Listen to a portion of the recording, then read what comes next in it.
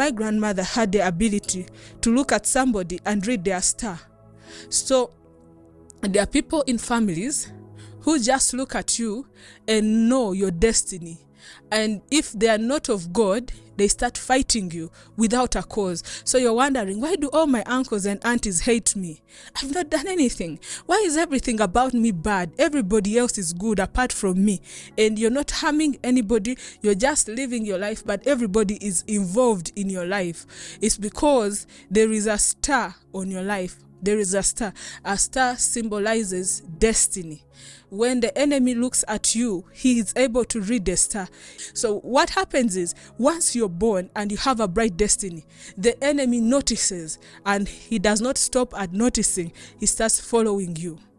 Why does he follow you? He wants to destroy. The Bible says that he came to steal, kill, and to destroy. But Jesus came that we might have life and have life more abundantly. And because Jesus had a mission to fulfill, everything that happened, all their steps were ordained and directed by God.